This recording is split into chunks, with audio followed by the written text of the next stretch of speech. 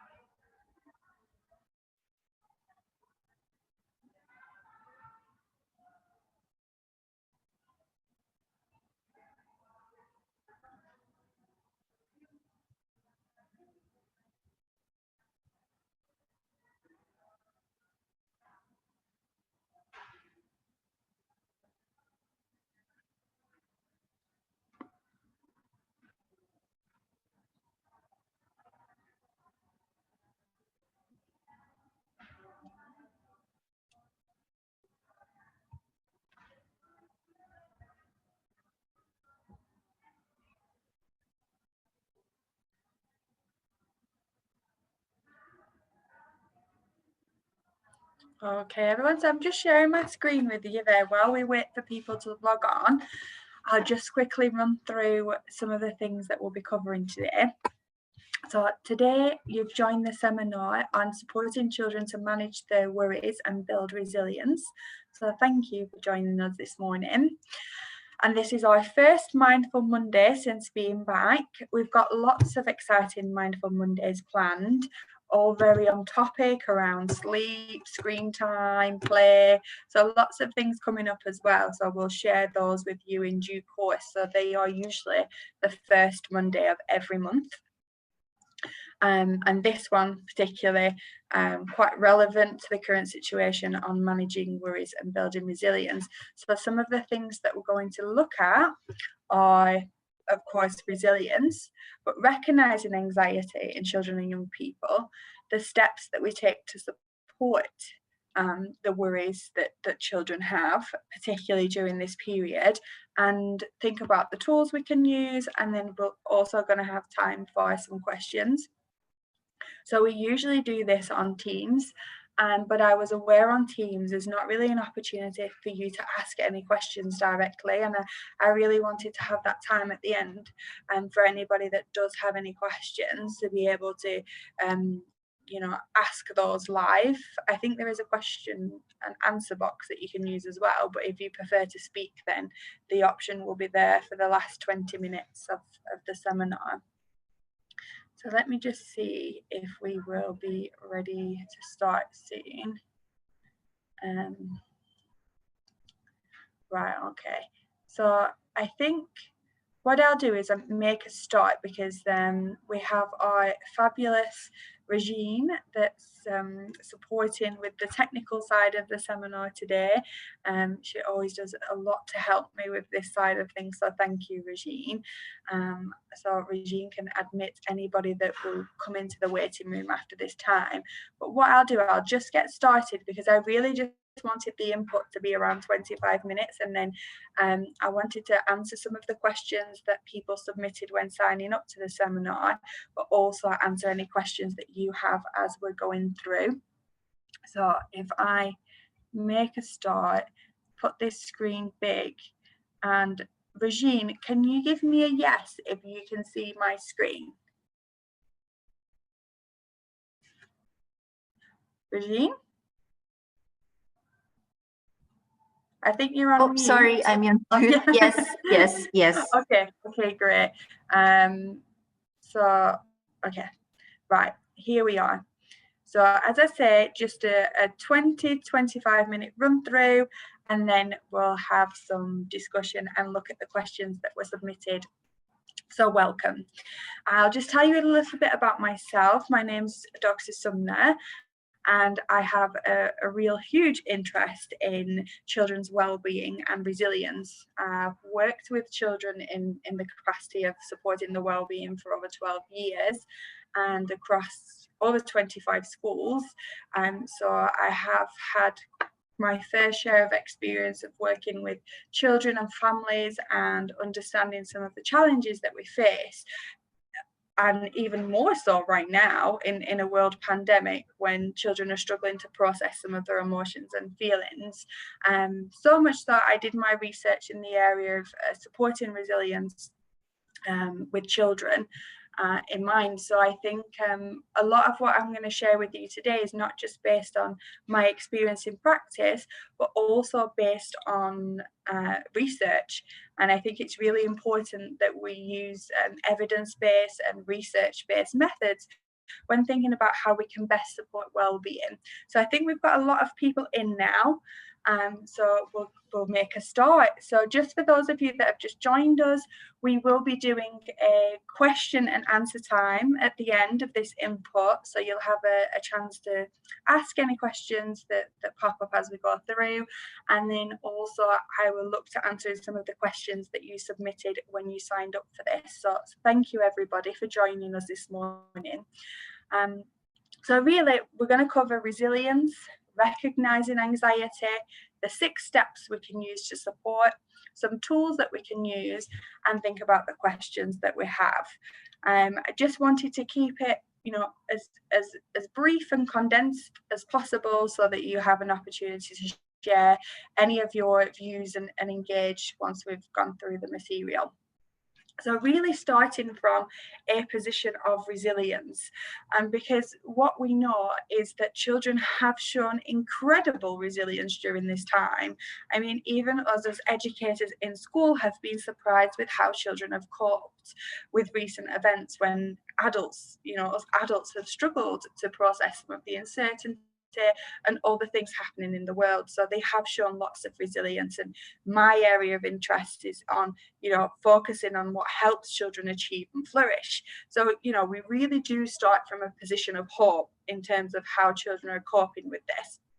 But we also want to be thinking about early intervention, because although children are coping well and being flexible on the outside, on the inside, there's a range of emotions that they're dealing with.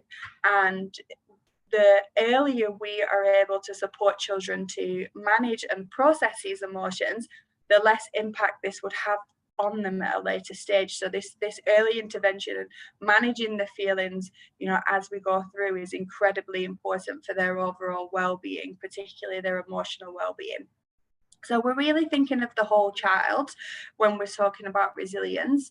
It's not just an internal trait that we have, it's something that is heavily dependent on our environment. So there are individual temperaments that people have that might make them that little bit more resilient. But mainly, actually, what the research says is that the main factor that impacts resilience is family and community factors, and not just family, the wider support network and social circle. So those actually can have the biggest influence on resilience, and that's what we've found from all the research, which is why our role in school and also outside school is crucially important for children.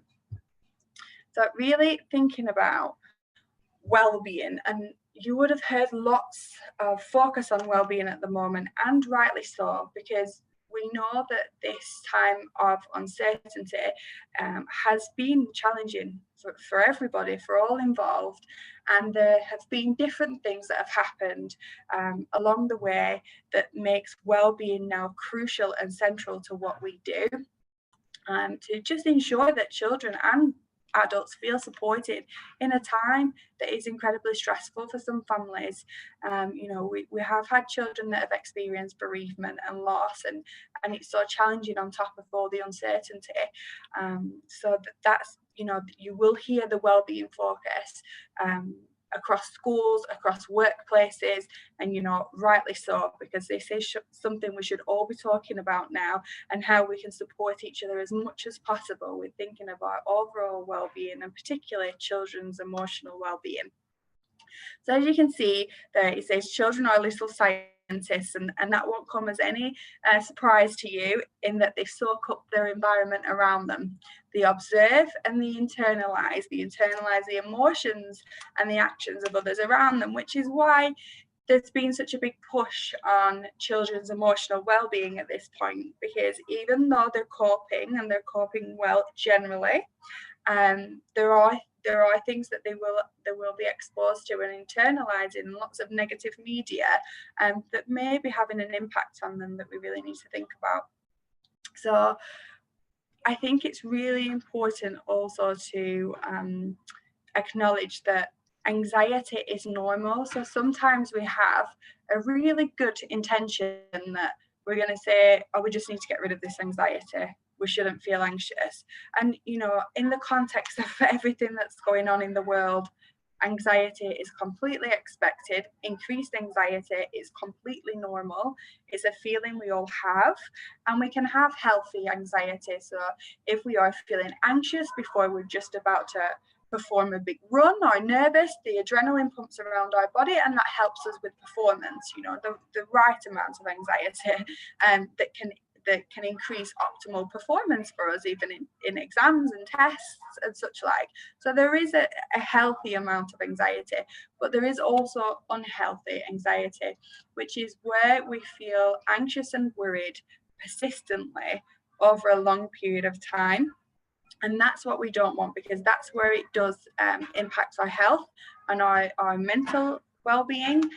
So we want to make sure that we do things early on to intervene early, particularly with all children across all education sectors, to make sure that children are able to process and understand anxiety a little bit more, so that we're able to make sure that it is healthy and one that's helping them with the performance rather than hindering it. So I just wanted to share with you that we did a school survey as part of the children's induction process back into school. And I wanted to share with you some of the findings of that, because I think they're, although not surprising, interesting, and I think it just gives us, you know, a direction to go in school and at home, and the more collaboratively we can work around children's well-being, the better it is for all of us. So what children said, so quite a large number of children had said that they are experiencing a range of emotions, and some children are struggling to cope with the range of emotions that they're feeling, and some children would like increased opportunities to express their emotions in the way that they're feeling. And so I think that's very telling in itself, even though children are incredibly resilient and have been so incredibly excited to be back at school, or engage with online learning and see the teachers and have that set routine. There is clearly something going on for them where they are experiencing a range of emotions and they just need that outlet. So that is something that we're talking about at school, and how we can increase those opportunities within the classroom for children to share their emotions, because we know not being able to sit and play with the friends like they used to be able to has been a barrier. It has had an impact. And so we really need to think about, as a school, you know, how we address some of these needs for children that are going to be going on all around the world. And I imagine children will be experiencing similar issues all around the world. So I just wanted to share that with you, and share that also there was lots of positive things that children shared from the survey. So 100% of children that were back in school said that they were glad to be back in school. And also the majority of children said they feel like they had a sense of belonging in school. The majority of children said they had connections in school. So there was lots of positive things. All children said that they're learning new things, and they're happy to be back in a routine. So lots of things that are going really well for them. But in terms of focus areas for us, and I guess the parents at home, is, you know, opportunities for children to really express some of the feelings which may be buried deep inside of the day-to-day goings on, which, you know, wouldn't be something that may have been an issue previously, but because of everything going on, this has been highlighted. So the first step when we're thinking about supporting children with their worries and building resilience is really helping children to recognize anxiety. So this is at any age. this is right through to early years, right up until secondary school, because sometimes children don't understand what it is they're feeling and their emotion that they're feeling. So the very first stage is for them to describe how they're feeling when they're worried. So it might be a tummy ache. It might be that their head feels fuzzy, or they're crying a lot, they're feeling really sad, but just really to get children to describe what it is they're feeling. And if they're not at an age where they're able to describe these things, then for us adults to label some of the things for them to facilitate that, because there's lovely exercises that I do with children when I work with them when they're struggling to cope with certain events that have happened in their life, and it's these body outlines, and we say, okay, when you're feeling worried, where is it? Is it in your tummy? Is it in your head? And so that first step of recognizing it, that is the first step of beginning to self-regulate and knowing how to cope with the emotion, because we must recognize that's what we're feeling in the first place. So there's just some things here that we might see in children that are feeling anxious, and one of them is trying to take control. And this might be in any way, shape or form that they try and take control of a situation, because when we're feeling really anxious, often that anxiety is because we feel out of control. So some children do try and take the control back, and that can be interpreted as quite negative behavior, but it's in fact a coping strategy that they've manifested. So if there's anything really to take away as some a good quote to remember in the stressful times, it's be the calm you want to see in your child. And admittedly, this is easier said than done. We are human, we have feelings, we feel stressed, we have lots of things to manage within our agenda, but actually it's really important that we take care of ourselves in order to help children feel calm as well. So let me just go on to the first step, which really links to this, which this is all based in the research. So all the latest research around supporting children's worries is how we as adults support ourselves to be in a calm place before trying to support children that are maybe having a really difficult time emotionally or are emotionally overwhelmed. Because when we're up here, then children can match that emotion and anxiety, and it's harder to bring them down. And this isn't to say that we don't have feelings of sadness and stress and anger. It is completely normal, and we do. But when we're managing children that are really overwhelmed, I think it's really important to reflect on, are we looking after ourselves? Because it's like the oxygen mask analogy. On the aeroplane, they say, always put your mask on first before anybody else's. And our instinct is, no, we'll put the child's mask on. But no, because if we do that, if we don't help ourselves, we can't necessarily help those around us. So it's just really checking in with yourself, knowing that 80% of communication is nonverbal, being compassionate, knowing that there will be days of struggle and days of hardship with that, but you're doing the best you can with the situation you have, and that you're being supported. And are you reaching out to the people in your network when you do need a break? Because we all do need a break at some point, and thinking about things like, are we getting enough sleep? Because we can't function at our normal capacity without those basic things like sleep.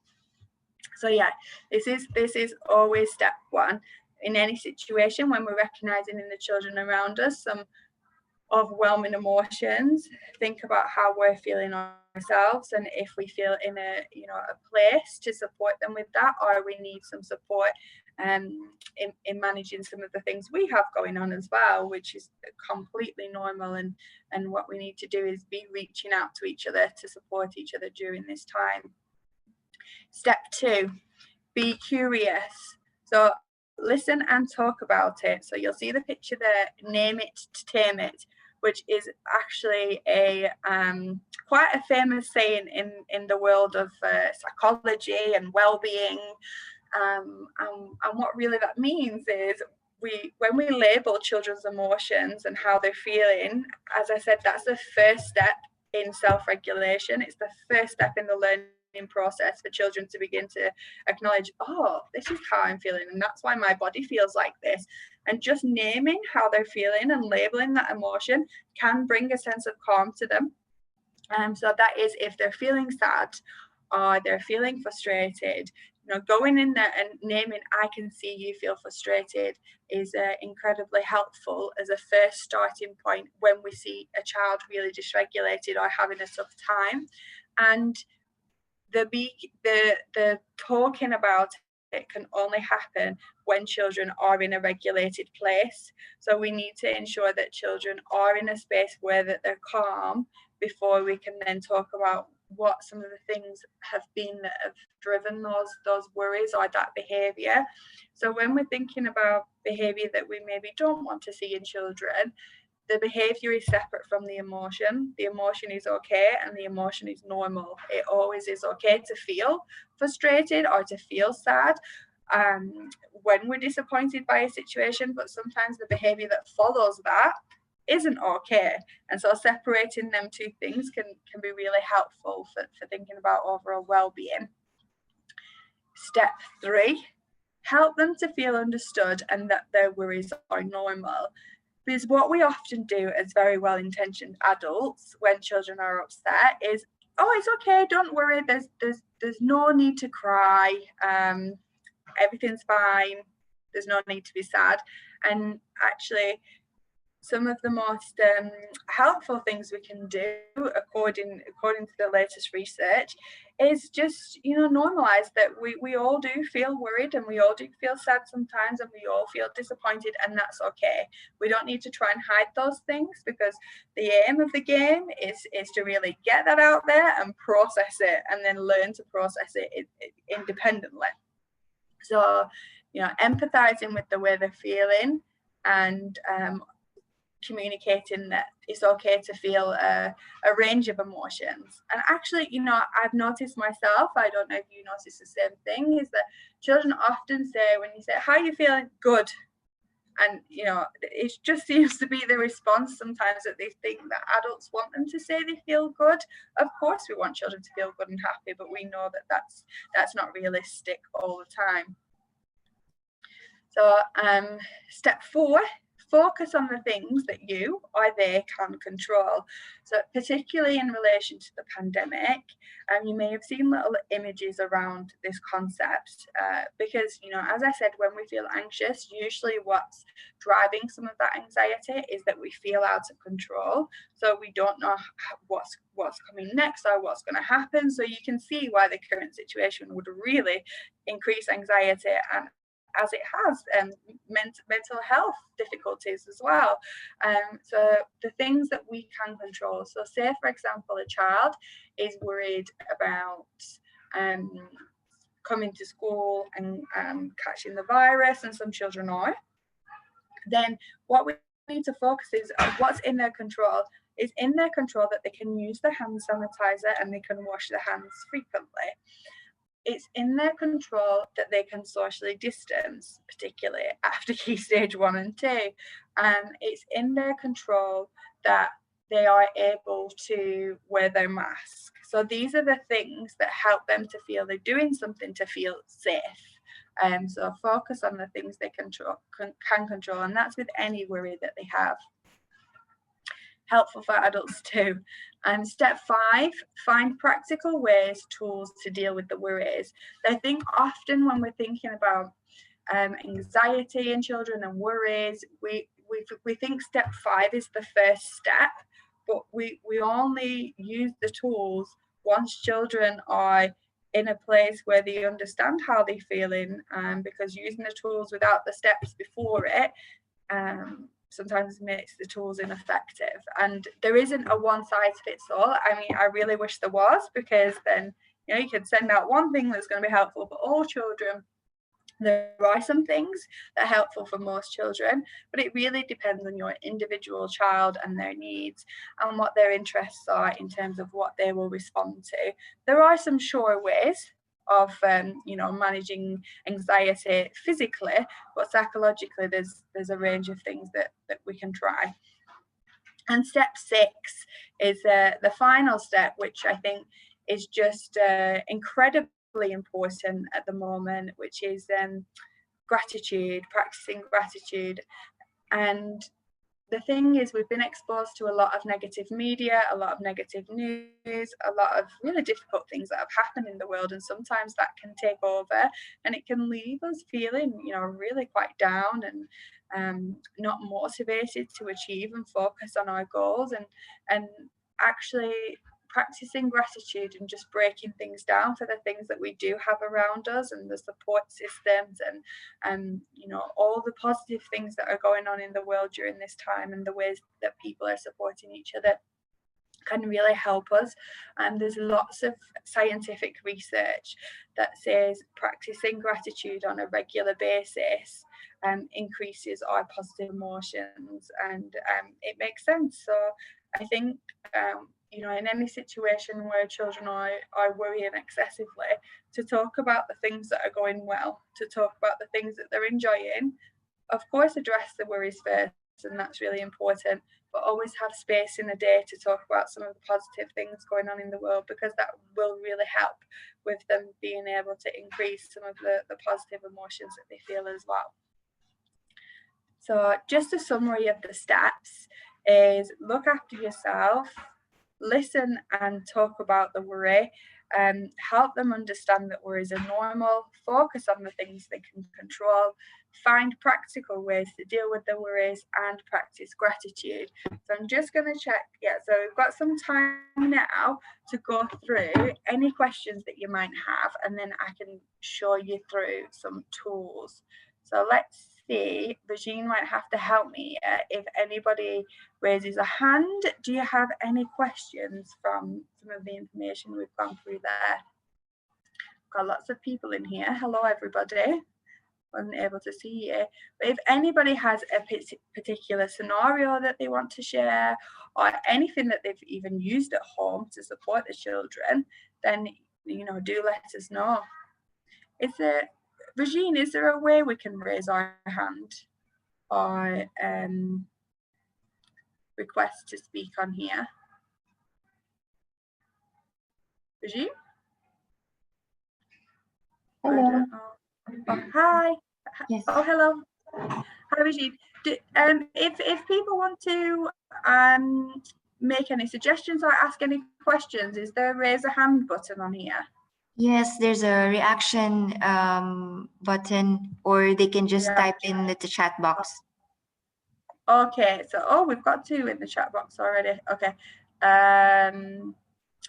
Right, so we've got, I can't see, so Regine's put in here, if you have any questions, you can make a reaction with a thumbs up, or type your message in the box and we'll go through some of those. So please feel free, if you want to speak, to give us a thumbs up, and then you can unmute and ask any questions that you have. Otherwise, what I'll do is go through the questions that you submitted before signing up to this seminar, which will be really helpful actually for everybody, because some of the questions I'm sure we have as a collective group, not just individuals. So let me share the screen for the questions, but anything as I'm going along, please feel free to type in the box, and then we can look to addressing those. So let me see if I can get my screen back on. Oh, here we are. So let's think about the questions that we submitted before this webinar. Okay, so I will minimize this and then you can see. Okay, as you can see, there's a lot. I'll put it on big so you can all see them. Okay, questions. So we'll just go through them, and I'm sure there'll be common themes as we go around to address them. So my son cries when I leave him at school. He doesn't want to go. How can I help him accept that he has to go there? And I would just want you to know that you're really not alone with this issue, and that if we want to give it a label, then we could label it separation anxiety has increased during this time, because children have spent 6 months at home with parents and family. It's a long time, and to have to adjust and come back to school managing some of the safety worries that they have on top of that is quite a daunting task for some children. And so as a starting point, I think it's completely normal that your son's feeling like that. But what I would want to do is unpick why it is that he doesn't want to go to school. What is it? Is it about safety? Because that's something we can talk to him with about his teacher. Is it something else that we can support with? And there are some lovely books and resources, which I'll go through in a minute, I think, which will help with that, supporting his thinking on going back to school, and also sharing positive things with him about school and asking him to talk about the fun times he had at school, so he's not seeing it as such a daunting experience. But it is something that we have seen an increase in. And also sometimes what's helpful is a transitional object, so that's known as something from home, or something that smells like you, or something that's special in relation to you that he can bring to school and keep with him. That can be quite comforting. But hopefully that settles in time. We did have some children that were crying, particularly lower down the school for the first week, and they seem to have settled a bit more. But if it goes on longer than that, please do reach out to school, and we'll do all we can to help with that. Other question: how do I lessen my son's worried? He's always scared. He's always scared to make mistakes in school.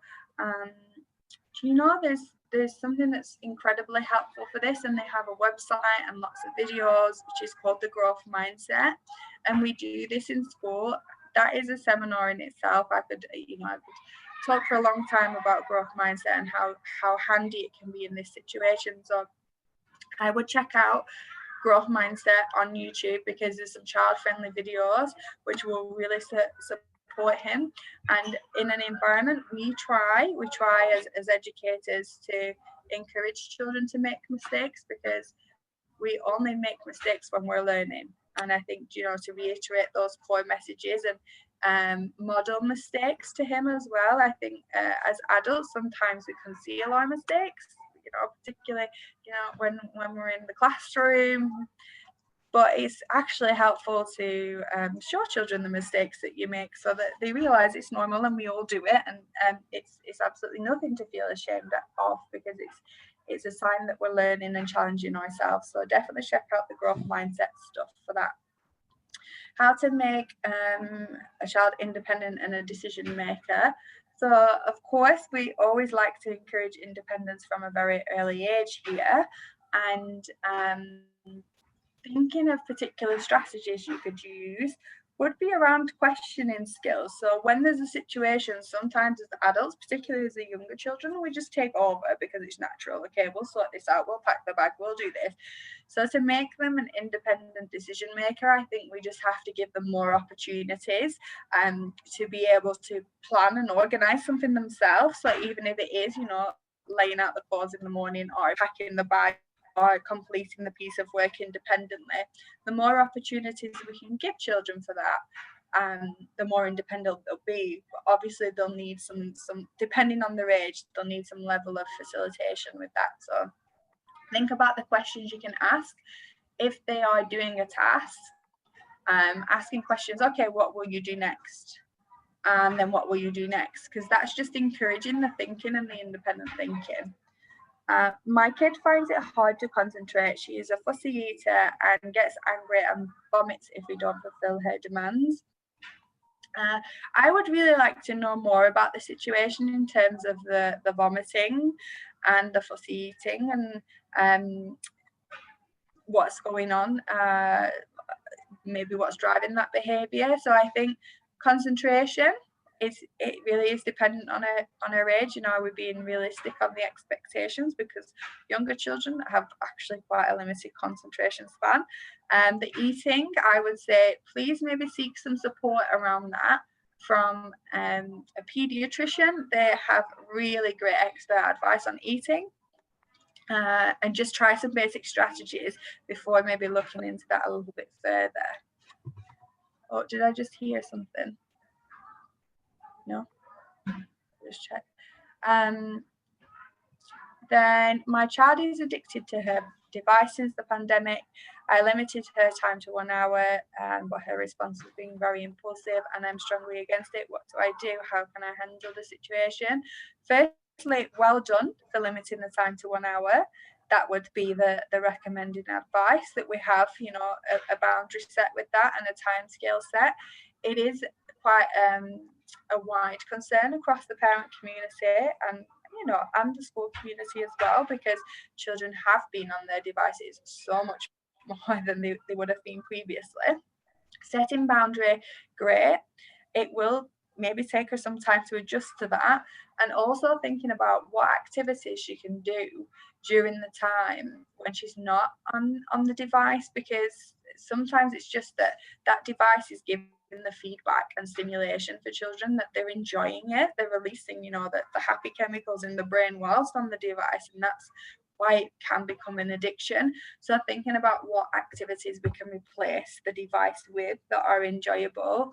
And also we're going to be offering a Mindful Monday session around devices, because again, that's a whole session in itself, and also speaking to other parents about what's worked for them. So yeah, do tune in for the Mindful Monday session we have on devices. Then we have supporting children which don't communicate fluently, 3 years old, to manage changes under the current context. Yeah, so that's always challenging to support younger children when verbally the communication isn't as frequent or as understandable as it is in older children.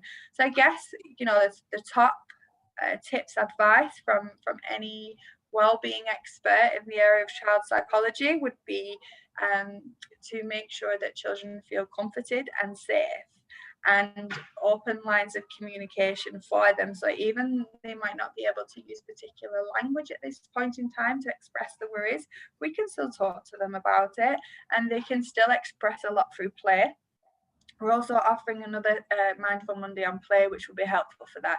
Younger children express a lot of their worries through play. So as much opportunities as you have to play with them, but also just to connect and make sure that they are still able to have contact with other important adults and family members in their life, even if that's over a device, that's really important. Sorry, is somebody asking a question? Because I can't see everybody in the screen. Regine, if anybody makes a reaction to ask a question, could you just let me know, please? Sure. Someone asked on the chat box. Yeah. Okay, so I'll have a look at that. Sorry, because my screen's in full, so I can't see whatever. Could you just read that out for me, Regine, please? Sure. After so much time playing alone, I feel that the kids are not used to share their things. If a kid is crying because a kid is not sharing something with him, how do we teach him that crying won't help him to solve the situation? You know, actually, this is a very valid point, and something we contend with down in nursery and early years, actually on a daily basis. Sharing is something that can take children a long time to learn to do. And so, yeah, with being at home again and not having that social environment, then you may have seen some regression in that area. So I think the first step, when they're feeling sort of really sad that, you know, they're not able to have a toy that another child has had, is still to acknowledge that they are feeling sad and that they are feeling disappointed by that. I think just that acknowledgement that it's okay to feel sad when we have to give something away that we were happy playing with. It's just that's first step in starting to regulate, for them to understand that feeling's normal in that situation, but what we have to do is learn to share. So some of the things that the techniques that they use in early years for this is just very much sitting alongside the child and wait until they're calm. I think sometimes what we do is try and rationalize when they're upset and when they're crying, but actually the brain isn't in a place where they're able to take in the information that you're relaying to them. So it's really important that we have the conversation with them when they're calm. And it's all about theory of mind. So having the conversations with children, like, I understand that you want to play with that, but you've already been playing with that for 5 minutes or 10 minutes. So now it's such a body's turn, and just really reiterating those things to children. It takes time. I think, in my experience, it takes time for them to be, not some children are better than others, but comfortable with sharing. And they're still in the egotistical stage in the early years. You know, it's quite very much all about self. So we're in the phase where we need to support them to understand that others have feelings too, and that kindness is very important. We have a phrase in early years that might be helpful to use at home, which is sharing is caring. So I would definitely use that because it might be familiar to them. And, you know, just as you are, recognize that the emotion that they're feeling and that they're sad, but problem solve with them, that we have to share. That's part of life. So thank you, Regine. If we have any other questions come in, can you just let me know, please? Sure. Thank you. So we also have a shadow teacher of a dyslexic student who wants to learn more. And we do have, you know, upcoming sessions with our inclusion department, which will cover some areas around learning, which you might want to tune into. How do I deal with bad behavior for special needs kids? I would really think about what's driving the behavior, and also think about, if we're talking about a child that has special needs, then what are some of those needs, and do we understand what some of those needs are, and meet some of those needs, which might reduce some of the behavior that you're seeing. I think I would need a little bit more detail into what kind of behavior you're seeing, but I think, you know, the various needs that children have, responding to a child that has special needs, different development needs, we still respond in the same way we would to any other child, maybe just break down the language. So that is something they can understand depending where they're at. How to teach kids regarding good touch and bad touch. I wonder what we mean by bad touch. I think there are, when we're thinking about touch at the moment, maybe that's in relation to the sharing. And I would be thinking, okay, how old are they? Why are they doing bad touch? I'm guessing that's pushing. Why are they pushing? Is it because they are struggling to communicate? Are they using the words to problem solve with other children? Because if they're not at a stage where they can use the words, or they are using the words, that's when sometimes they get pushing, because they just want to let someone know they're not happy, particularly in early years.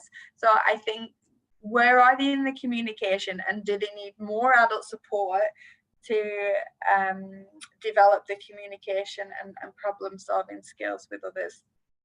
And that's those questions. So we just have a few more before we end, which is, what do you recommend as a way to talk to the little ones when they cry every time you say no? Oh, I'm sure this is one every parent struggles with. And I think that the things we've covered, that, okay, I can see you're feeling sad, and it's okay to feel sad. However, when they're in the calm state, we can't always get what we want. Why can't we always get what we want? And just having the problem solving conversations with them once they're in a calm state. I think just being firm and sticking to your boundaries.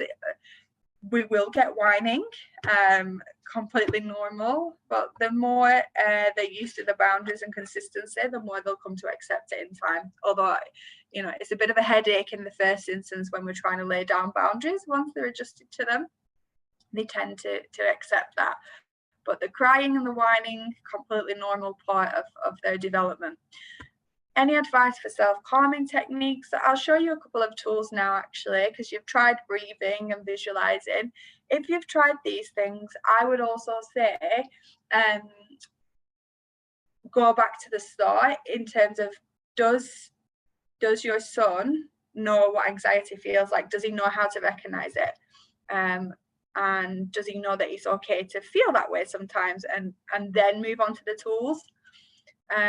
Managing fear and uncertainty, I feel that, you know, we've covered those things about being open and talking and recognizing the feelings, and books that we can recommend. So let's just look at some tools quickly, and then I'll talk about what we can do if we remain concerned. So there we have the breathing and movement exercises. Kids love doing stuff like this, and they do it at school. So, you know, please feel free to use these at home as well, and it becomes a game to them. But we do the breathing and movement exercises to get children into a calm state. If they're not at a point where they can do that, then we still need to give them time to process and label the feeling until they're in a state where we feel they can engage in a breathing or movement exercise. It just really helps the regulation, and breathing can help children to feel calm. So there's these different activities are really actually quite cute. The bee pause and things they do, it does make a difference. Social distancing greetings. This is particularly as well in early years. I think, you know, some children are really very disappointed, even in Key Stage 1 and 2, about not being able to be physically close to their friends. And so they're not just getting that same feedback from the interaction. So just different social distancing greetings that they can do when they say hello that doesn't require touch, going through some of those things with them. Finding the strengths. So when we're talking about, particularly for the older children, how they cope with some of their worries, you know, take the time to talk, okay, what are your strengths? So you're really brave. Okay, so how can you use your bravery in this situation to help? And really just, you know, keep going back to empowering them. The calm box, which you can fill also with like certain smells that are comforting to children, certain toys, and any pictures of family members that they're missing. That can be really helpful for the calm box too. Any favorite books, any squeezy toys. But again, they can only use the calm box once they're in a place feeling a little bit more regulated. When they're crying at the peak, they're probably not going to use the calm box, but it's a way to help to bring them down. De-escalation techniques, which is very much, you know, what we've talked about broken down. And here are some books I recommend. Definitely The Invisible String. The Invisible String is my absolute go-to during this time, and children just really, really love it, and they really understand the message in the story. And what it's about is how, so it can cover bereavement in children, so if they've experienced like a death recently, but it's also just being away from people that are important to us, and around. So this will be really good for the case of the child that's struggling to come into school and is feeling really upset. I've used this lots of times with parents, and it's been actually really incredible. So if you sit with them and read The Invisible String, it's about how even if we're not physically there, we're connected by our hearts with a piece of invisible string. And then what happens when they listen to the story, you know, they feel a sense of connection to you, even if you're not physically there.